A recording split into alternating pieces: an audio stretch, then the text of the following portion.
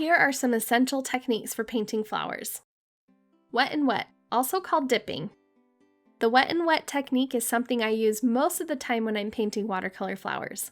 I use it to add color to the existing paint I've already laid down on my paper. I've also heard this technique called dipping, because you dip your paintbrush full of color directly onto your painting.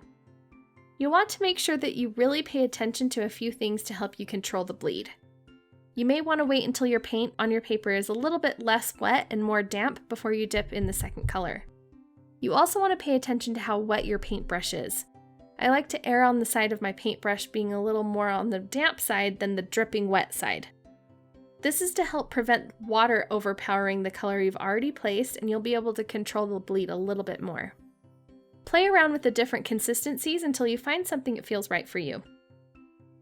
Some people prefer using more water because they like that organic look that it produces. It's really up to you.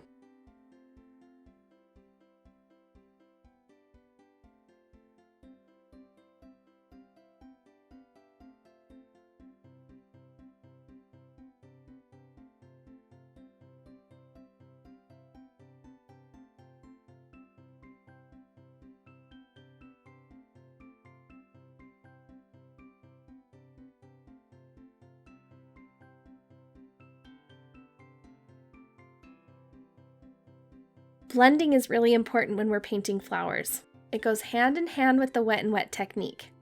Let's see what happens when we paint some different shapes and touch them together.